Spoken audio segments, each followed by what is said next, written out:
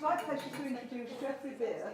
Geoffrey is a trustee of the West House and Heath Robinson Museum Trust, and it's that trust which owns the collection, which is currently on show in the museum. So we have the biggest collection of Heath Robinson paintings probably anywhere in the world. And as well as that, Geoffrey has written many books. Geoffrey. Thank you, Cynthia. William Heath Robinson is in the centre of this photograph, which was taken at the London Sketch Club in 1913. And here you see him and two of his friends sketching by gaslight. I think it's wonderful that they all dressed up with collar and tie to go out and do some sketching. And the family remember Heath Robinson as on holiday going to the beach to paint, still wearing a suit and collar and tie. He was a real Victorian gentleman. He was born in Islington, North London, in May 1872, the third son of the wood engraver and illustrator Thomas Robinson. He trained at the Royal Academy schools, and he wanted to be a landscape painter, but quickly realised that wasn't going to pay. So he took up illustration as his career and quickly established himself as one of the leading illustrators of the day. The first book that he both wrote and illustrated was The Adventures of Uncle Lubin, published by Grant Richards, and this was a great success. In particular, it attracted the attention of an American called Chas Ed Potter, who was an advertising agent. And he'd come over from America to work for a company called the Lamson Paragon Company. And he decided that Heath Robinson was the perfect artist to illustrate a number of advertisements that he was writing. And this was one of the first times that illustrations were produced to go with a particular piece of advertising copy, rather than being a kind of general thing that would be reproduced year after year. At the bottom of the screen you see the Lamson Paragon works, and a third of a mile round. That's how they described it. Above that are two original drawings from the Lamson Paragon Commission that were in the Heneage collection when we bought it, so they now belong to the Trust.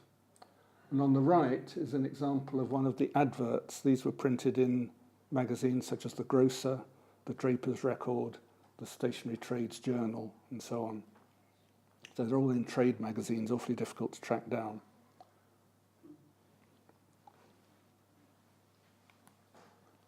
Chas Ed Potter went back to America after a couple of months and was replaced by another American called John Meath Evans.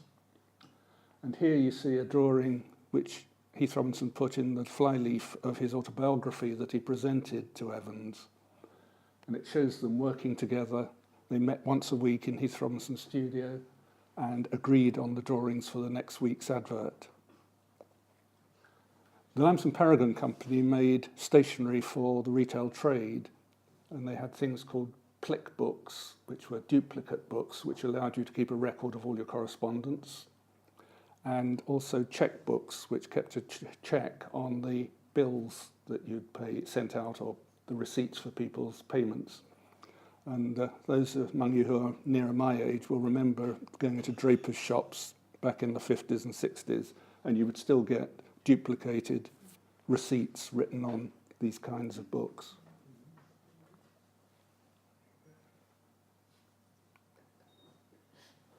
The association with Lamson Paragon went on until about 1907, and in 1907 Heath Robinson got a commission from Hodder and Stoughton to make 40 large watercolours for a new edition of Twelfth Night, and you see that here. And this was Heath Robinson's first excursion into colour printing in any quantity and into the gift book market. And again, those of you who are book collectors will be familiar with the illustrated gift books by Rackham, Dulac and Robinson and others, which had tipped-in colour plates and were meant to be given as gifts rather than kept to read, although one did read them, of course. So producing 40 large paintings, and we've got 2 or 3 of them in the collection. They are half a metre in area. Took up all his time. He didn't have time to spare for more Lamson Paragon drawings, which anyway I think were probably getting a little bit repetitive. Stepping back to 1904, Grant Richards, who'd published The Adventures of Uncle Lubin, wanted to find a project worthy of this brilliant new artist he'd discovered. And so he decided to commission him to illustrate the works of Rabelais.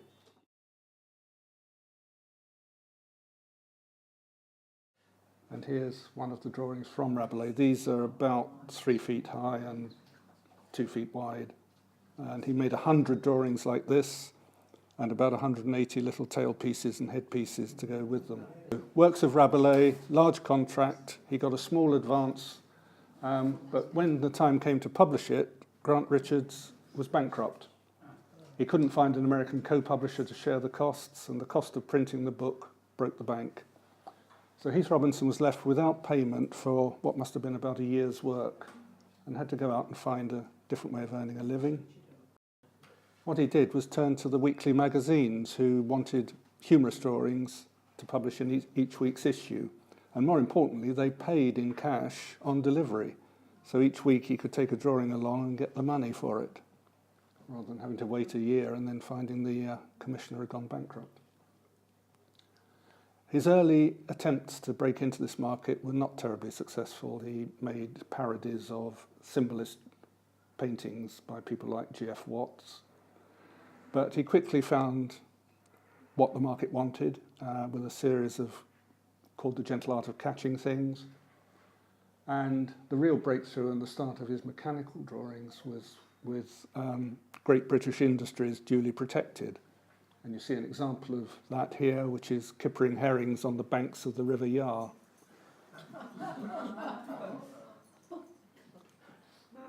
And these early contraption drawings, the contraptions are on an industrial scale. I mean, things got scaled down a bit later on.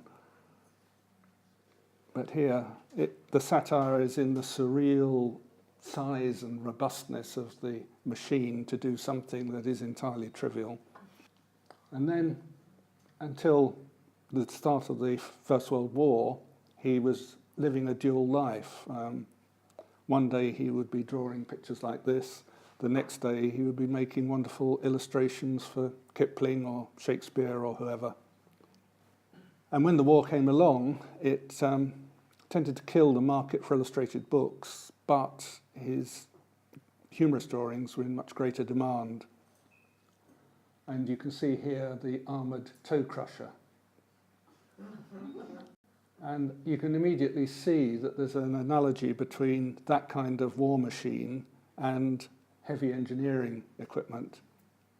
And people who'd been in the services were keen to capture the popularity of Heath Robinson to sell their products. And so he got commissions to make the humorous drawings, but for advertising purposes rather than for copy in a magazine. His first big commission after Lamson Paragon was for Johnnie Walker Whisky. We don't know exactly where these drawings were first published, but they date from around 1915. And my guess is they were either for a calendar or for a series of trade magazine adverts. On the left, you can see the making of the distinctive square bottles for Johnnie Walker. And on the right, what he called the filling vaults, filling the bottles. And if you study the original drawings downstairs, they are absolutely wonderful. And there are lots of details you can pick up.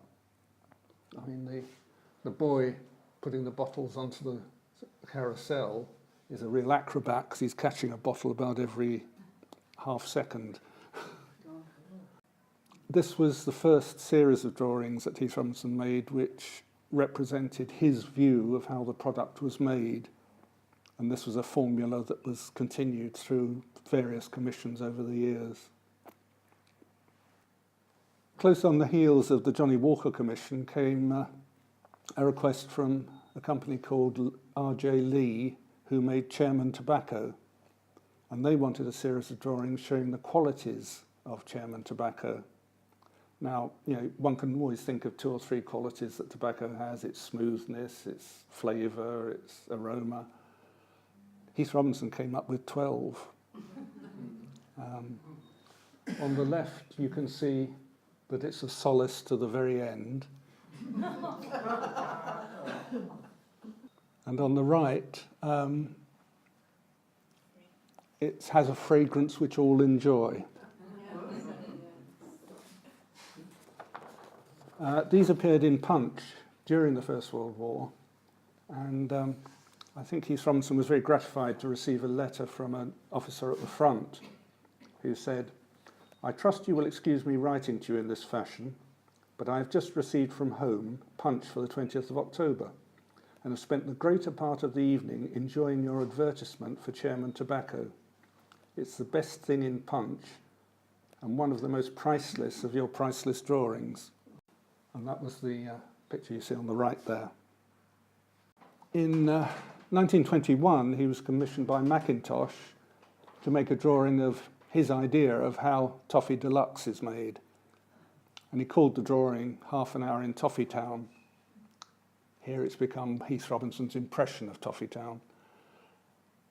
And with a series of 6 small line drawings in a single frame, he showed the stages in the toffee making process. As usual, the process ends with testing the product. In this case, testing it on a young boy who's been spanked. And this drawing appeared on the whole of the front page of the Daily Mail, which was then a broadsheet, and several other newspapers.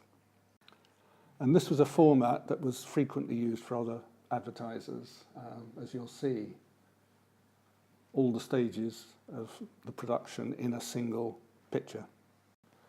Here we see a poster advertising Remy Macaroni. Heath Robinson's war drawings had been syndicated in French and Belgian magazines, so they were familiar with his work. And I guess someone told them about the Mackintosh's picture, or maybe they saw it, and they wanted something similar, advertising their product. So here we have a very rare survival, a Belgian advert made by Heath Robinson. And it goes through from demonstrating the hardness of the wheat they use, which has to be broken with a massive mallet, in the top left, down to testing the product on an emaciated boy at the bottom and checking whether he's put on weight. I imagine this was also used for press adverts, but a poster like this, which we've got in the exhibition, would have been put on the wall of a grocer's shop to promote the product. His first colour advertisement was for Thomas and Green, the paper makers, not too far from here in Frogmore. And again, we have a series of stages in the manufacturing process. This was a calendar, and the rectangle in the bottom centre would have had a block of tear-off date sheets attached to it.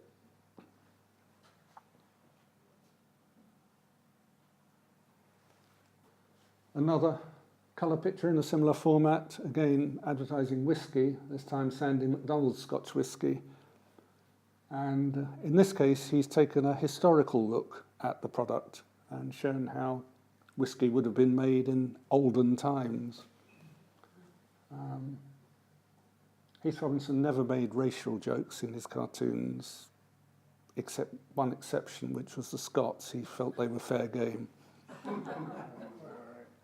And a lot of Scots people have seen his cartoons about the Scots, and they all love them, so that's all right. His satire was always very gentle.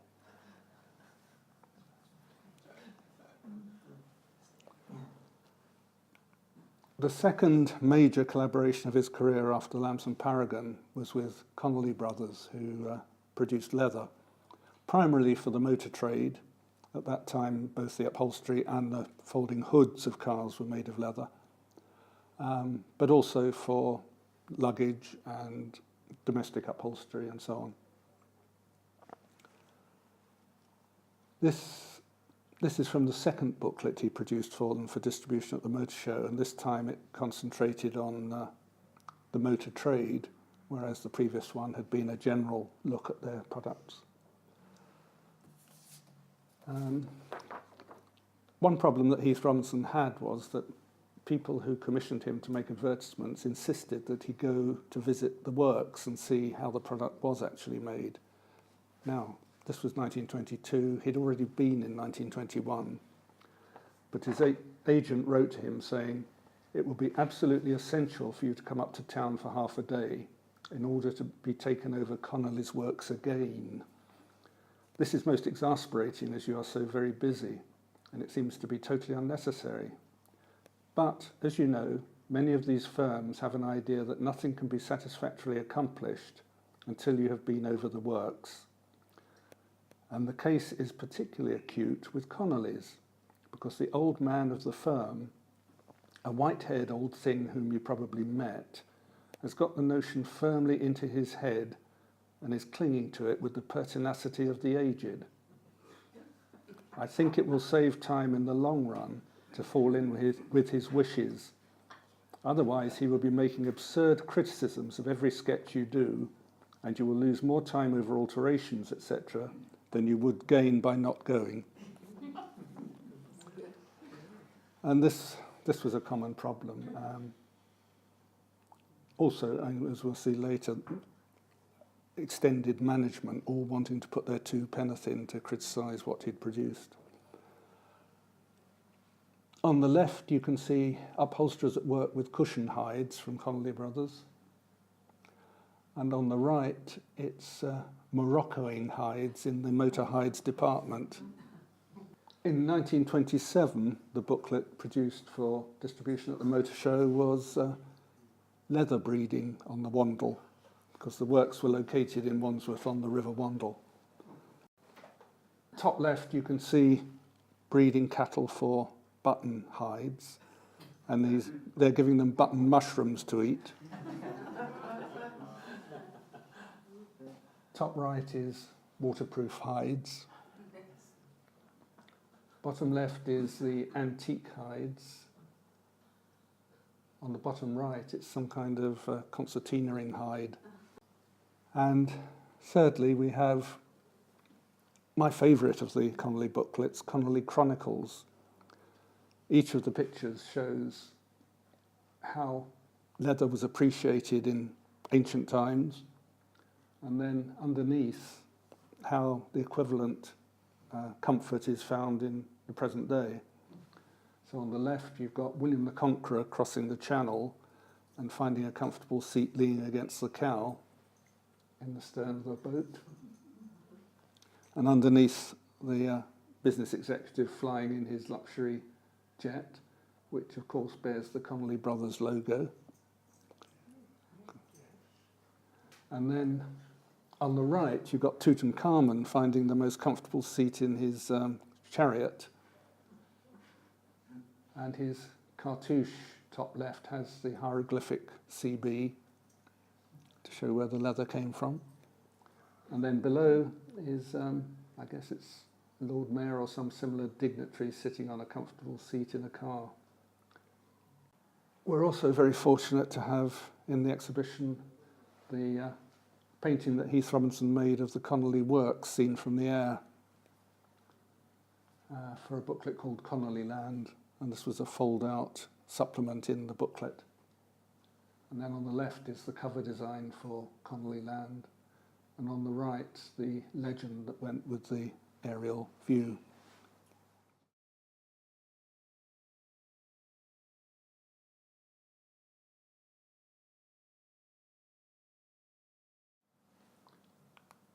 One of the most bizarre commissions he received was from Cuthbert Smith, who was a pig farmer in Nottinghamshire. And he had a pedigree middle white herd, which had been in the herd books since the I think, since they were first opened in the 1890s, and I think the herd had originally been established in the 1850s. And he sold pigs for breeding, not for meat, and exported quite widely. And I love the fact that Heath Robinson has taken great pains to draw the middle white pig specifically and very accurately. On the left we have a general view of the pig farm winning prizes, and on the right the ideal pig farm. And these two pictures are well worth studying. Again, I'm very lucky to have managed to get hold of these for the exhibition. They've never been exhibited in public before.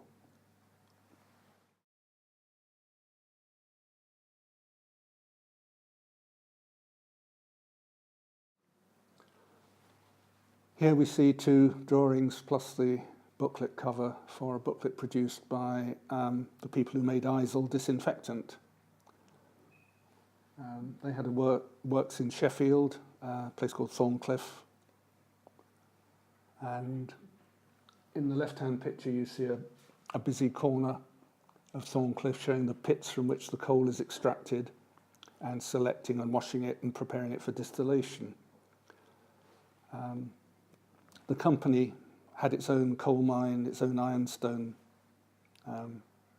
production. So it made things from the coal in the earth through to the Isle bottle on the shop shelf. On the right you can see Isle in use, for some reason killing a bee. I'm not sure why a bee needed killing. Disinfecting cattle, and treating a head wound, which must have been rather painful.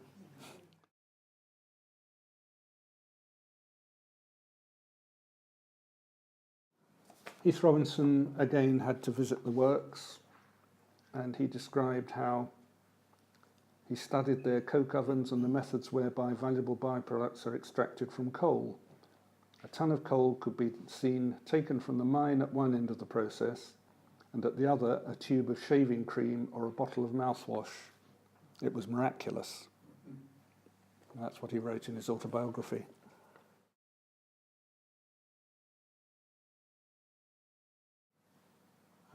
Heath Robinson's work was also popular in Germany, and here are three drawings he made to advertise Zerkall Büten handmade paper.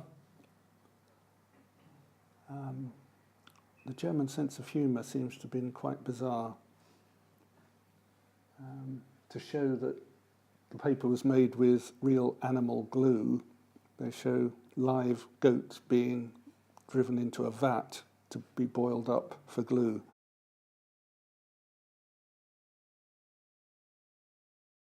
What you see here and in the exhibition are hand-coloured proofs of the drawings that Heath Robinson made.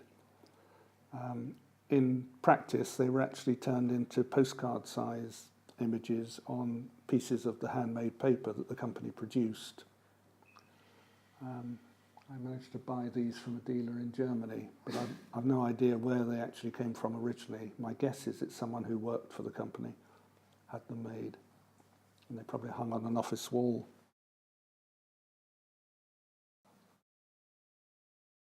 He also moved into the world of high finance with a series of drawings for the Burroughs Adding Machine Company. And what they wanted was him to show how things were done in the old days before anyone had an adding machine, and how tedious and laborious and inefficient it all was, and therefore why one should buy their product. These drawings were originally made to be used on blotters. That's a sheet of card with the image on one side, and laminated onto the back was blotting paper. And in the days when people used dip pens or fountain pens, they needed to blot their work regularly, so they would keep the image on their desk through the working day. And that would remind them to order a Burroughs product rather than someone else's. A form of advertising that's disappeared completely now, but I think was quite popular in its day. And these proved so popular that boroughs were forced to issue 9 of the 12 drawings in a separate booklet, which you see on the bottom left.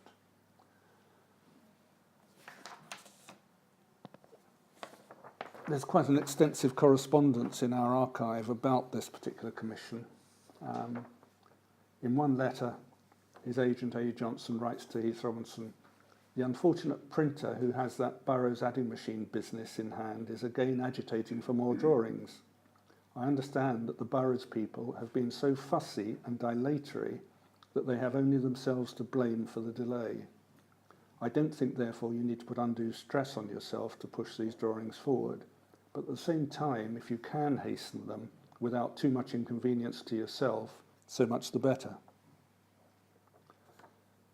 And then, slightly later, he says, "I've just been asked by the printers if you would introduce the office cat assisting the staff in one of the drawings you have to hand, entitled Making Out the Statements. Apparently in some offices, everybody in the building is called on to assist." So you see the office cat there licking the envelopes to send out the invoices.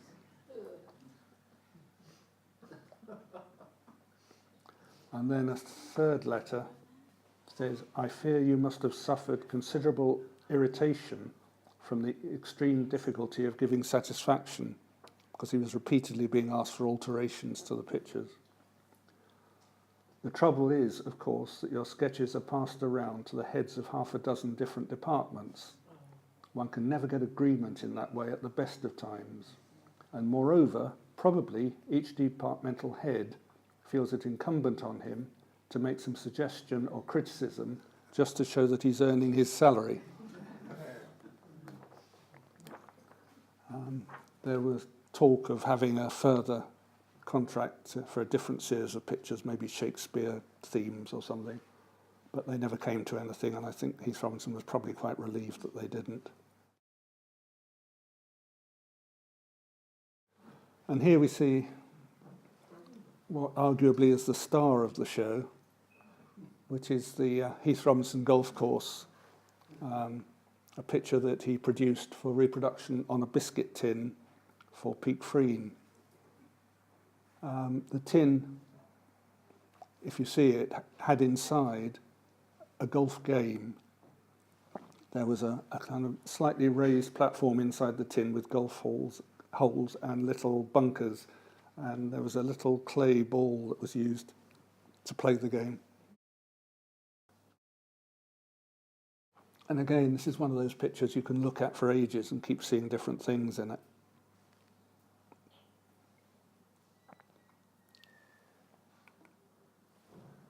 And now we come to what I think is my favourite of all his advertising drawings.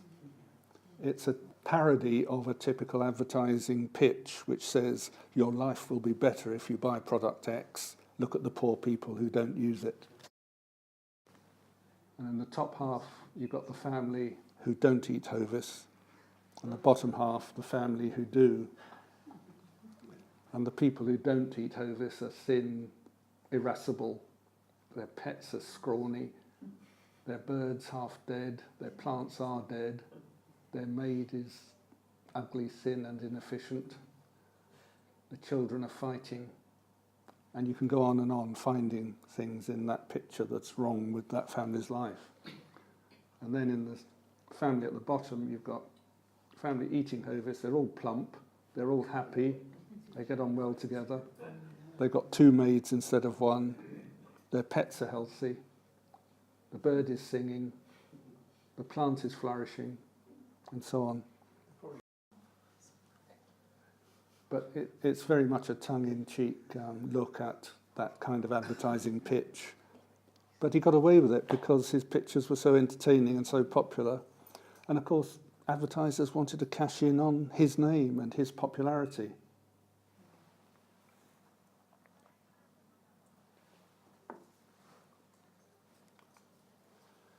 And as an example of that, here's a picture that appeared in the Business Guardian in 1927, advertising bleaching and finishing in Lancashire. and a total of 21 companies clubbed together to commission this Heath Robinson picture because individually they couldn't afford to hire him.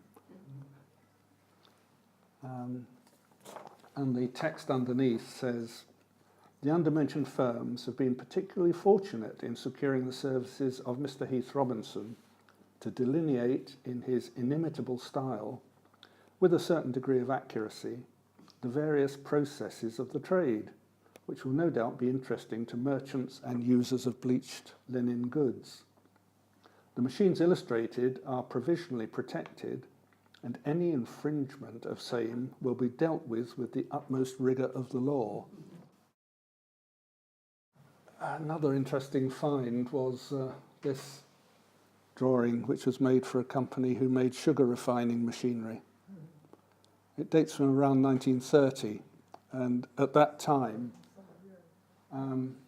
there was the Depression, of course, but also a lot of the firms who refined sugar had already re-equipped themselves after the First World War. It's photographically produced, so it's a photographic print, and was probably made in very small numbers to show at trade fairs. Again, we've got stages in the process, and my guess is that in this case, Heath Robinson actually saw photographs of the machinery rather than going up to Scotland to visit the works, which wouldn't necessarily have had the complete set of machinery in any one place at one time. Here we see 3 examples of drawings that he made for a company called Turnbulls, who were in the dyeing and dry cleaning industry. They operated worldwide. They were based in Scotland, but used the railway network to get goods to and from their works, and either worked directly with clients who would bring their box of dyeing or dry cleaning to the station to be delivered, or possibly worked through agents. On the top left, you see dyeing children's clothes in the Stone Ages. Top right is cleaning through the ages, and at the bottom is dyeing in the past, present and future. And one of the visitors to the private view of the exhibition was fascinated by the third one, because he said they've only just managed to develop an electrostatic machine for dyeing fabrics, and yet Heath Robinson showed it in his drawing in the bottom right-hand corner. These were reproduced originally in a little magazine that was sent out quarterly to clients of Turnbulls.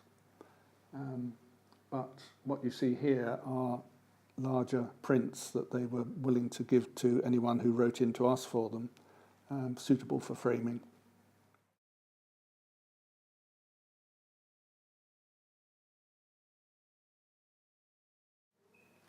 Something I couldn't fit into the exhibition, but I think is very interesting, was the commission that Heath Robinson got to decorate 2 of the rooms on the Empress of Britain luxury liner. It was launched in 1931. It was commissioned by Canadian Pacific Railway Company Limited, who also operated transatlantic liners. It was intended to compete with the French luxury liners, and as such it had public rooms designed by some of the top British artists and designers of the day, including Edmund Dulac, Frank Brangwyn and Maurice Griffenhagen, and of course Heath Robinson, who designed the cocktail bar and the children's room. Top left you see one of his original designs that he made when he was pitching for the job.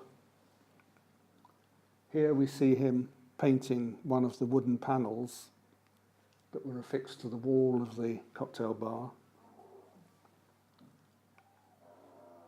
Here is Heath Robinson actually serving a cocktail, probably at some launch event for the liner when it was commissioned into service. And you can see all the designs fixed to the wall. They were on wooden panels, and if you go into our permanent exhibition, you can see 2 of the trial panels that he made to test the paint on the kind of wood that they were going to use.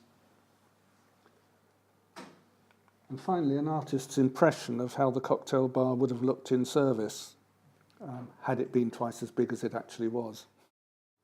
That's from one of the Canadian Pacific brochures advertising the ship.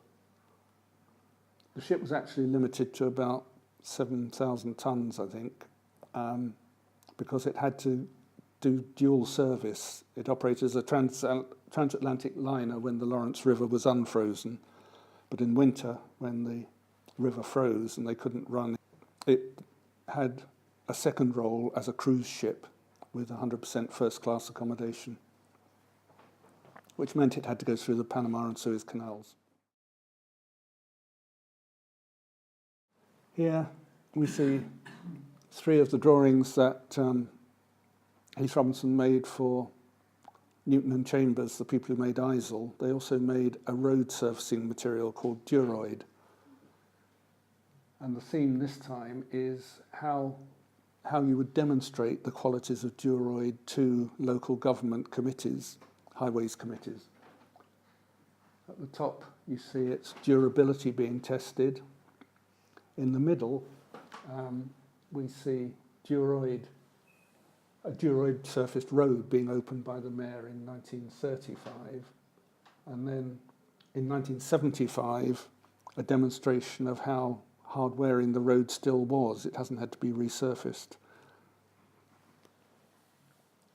And at the bottom, again, a stage demonstration of the strength of Durold road surfacing. A strong man hitting it with a hammer and failing to make a dent in it. These were also designs for blotters, so they'd sit on the desks of the council employees who were responsible for commissioning roadworks. In 1935, the Great Western Railway celebrated its centenary by commissioning Heath Robinson to make a set of 48 full-page drawings and 48 smaller drawings, which they then issued in a book called Railway Ribaldry. Hard-covered versions of this were sent to shareholders and clients, and a soft-covered version was on sale in the shops at £1. And it's a wonderful collection of drawings. He not only looks at the railway and the engines themselves, but at the waiting rooms, the lost property office, the engineering works, and there's a look into the future with shipborne trains and flying trains. On the left is an early form of signal, not often seen these days. And on the right, installing the electric telegraph from Paddington to Slough. Again, something slightly out of the ordinary was a series of adverts he made for a bookmaker called Douglas Stuart. And here he took the jargon of the racing fraternity and illustrated it with deliberate and very amusing misunderstanding of what the term means. So on the left you see there's absolutely no limit to what you can put on a horse if you tell Dougie all about it. And on the right, it's if you plan to put a monkey on a horse, tell Dougie all about it. And these drawings were reproduced on the backs of the Illustrated London News and the Illustrated Sporting and Dramatic News in the late 30s.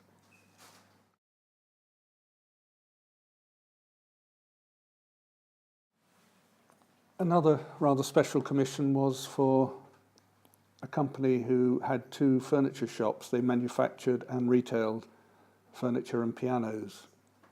Their shops were based in Edmonton and Tottenham, and one of the brothers, a man called Edward Marmaduke Firth, wrote to Heath Robinson, who lived fairly close by in Highgate, asking him to make some drawings to advertise their shops. And these two drawings were published in local papers in 1937 and 38.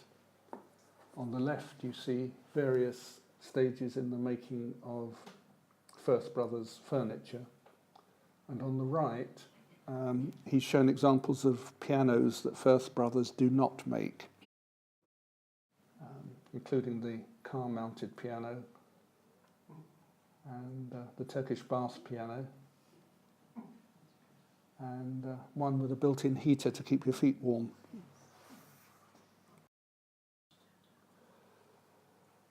At the beginning of the talk, I showed you a piece of his First World War hardware, and alongside it, some earth-moving equipment, and he actually got commissioned to make this kind of advert in 1938 by a company called Ruston Bucyrus, who are based in Norfolk.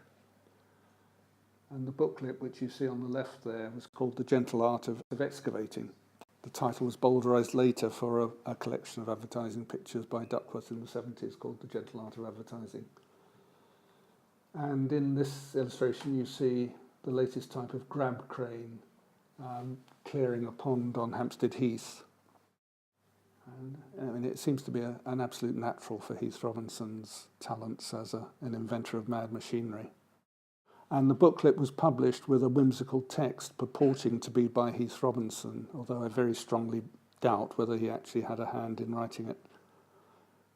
Quite often the text for these booklets was written by an advertising agent who then signed it Heath Robinson. They seem to have a better idea of what Heath Robinson ought to say than Heath Robinson himself did. His last advertising commission was for a company called High Duty Alloys in 1941. And this company made lightweight components for aero engines.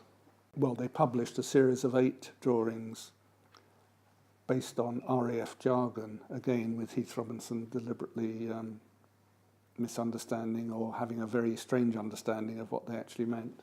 Well, I don't know where the finished drawings for this commission are. Never seen them. But the Trust does have 10 rough drawings that he made to send to the company for approval. On the left is aero camouflage, which was one of the successful subjects that was published. And on the right is the latest hedge-hopping aircraft, which was one that the company didn't like, so that got rejected. And the finished pictures were reproduced in the magazines Flight and The Aeroplane, which were the trade journals of the aircraft industry at the time.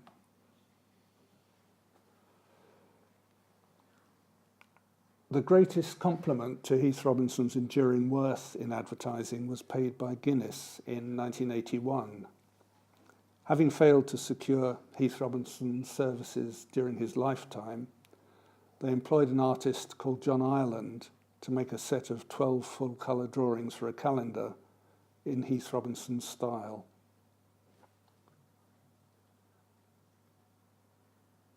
In content, they're true to what Heath Robinson did. In detail, they are a bit too jolly, a bit too humorous, if you like. Heath Robinson said his humour depended on the figures in his drawings and the artist believing in what he was drawing. There's a little bit too much of the slapstick here, I think. You feel the artist is laughing with the audience rather than taking it all very seriously. Heath Robinson had to be the straight man. But they're nice. I mean, the one on the left is a direct tribute to the filtering vaults at Kilmarnock for Johnnie Walker. And in the right-hand one, you see Heath Robinson serving a pint behind the bar to a customer in a bar that's filled with different kinds of Guinness advertising ephemera, mostly by Gilchick, but it's posters and lamps, various other things that they produced after the Second World War. And of course, some Heath Robinson-ish contraptions in the basement. In summary, I think this exhibition is important for 4 reasons. Firstly, as I said at the beginning, Heath Robinson was a major contributor in changing the way that illustration was used in advertising. In the Victorian period, you got a few pictorial adverts, but they tended to be used over and over again, rather tired jokes. Secondly, advertising commissions, because they paid much better than magazine work, enabled him to make more elaborate drawings than he might otherwise have had time to do. And because the adverts went out representing the company, they were produced to very high standards in many cases. So we got some of his best work in these advertising commissions. Thirdly, advertising work produced the greater part of his income in the post-World War I period. It enabled him to live in style. His children went to public school. He lived in nice, large houses. And he never learnt to drive, but if he wanted to go somewhere, he would hire a car with a chauffeur. And finally, because this work has been so little known until now, it's been a hidden treasure. So it's wonderful to bring it out into the open and let people see it.